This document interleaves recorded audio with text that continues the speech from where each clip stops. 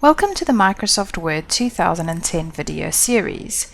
In this video, we are going to look at how to perform a mail merge using Microsoft Word. Now, a mail merge doesn't necessarily mean we are actually going to be using actual mail. This means we could use email as well. So what this really does is it takes a template of a document that you would like to automatically send out to a whole bunch of clients or people, but it'll personalize each one with their details and the information that you need to put on that. So it doesn't look like you've sent out a mass mail to everyone. It looks like you've taken the time to send each person an individual mail. So to do this, you first need to set up your template. You'll notice in this particular example, I'm using the document called ABC Company Mail Merge, and I've got a template where all I need to insert is my client's name, the amount that they owe on their account, and then I need Word to automatically email it to all of them. So on another document, actually in fact an Excel document really works well, you need to have some information before you can perform this mail merge. The information you need here is the name of your clients, for example, depending on what information you're sending out. I've got contacts for all of them, the amounts that I owe, and then I've just made up some email addresses that we can use. So what I'm going to do over here is I'm also going to put client name. So this is all the information I need to insert. So to start your mail merge, on the top screen in the menu bar, click on the Mailings option.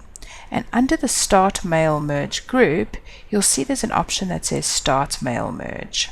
Here you can choose if it's going to be letters, emails, envelopes, labels, or directories. But in this case, it's much easier to use the step-by-step mail merge wizard.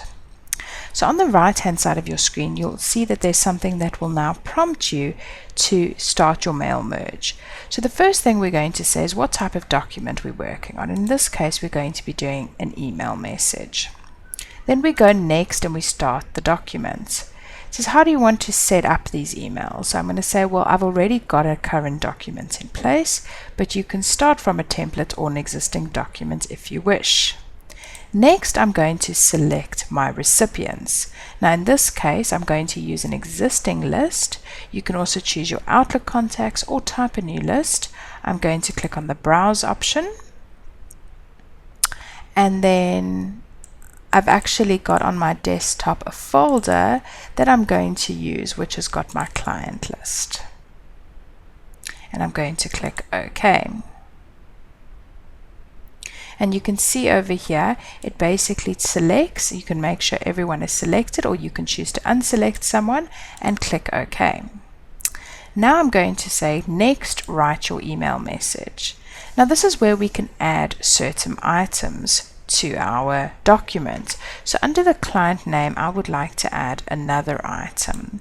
And if I click on more items, I choose client. Then I'm going to go to the dear name and I'm going to click on more items and I'm going to choose to put the contact person there. And then under the amounts here, I'm going to click on more items and choose the amount that needs to go in there. And then you can also just line up your document to make sure that it all looks correct. Now we want to preview our emails to make sure that they're working correctly. So you'll now see, you can now scan through the list of documents it's created for you. Client name, Dear Lucy, please pay that particular amount. If we'd like to check it, I can go back to my client list, and that is the correct information. And it'll show you each client and the information that it has done. Next, I say complete the merge. You choose electronic mail. From here, you would put your subject line, your HTML, and then click OK to send the email. This will then send the email from your default email address and will also show in your sent items in Outlook. In this case, I'm not going to send the email as I haven't created exact email addresses that I can use, but from here, your merge is now complete.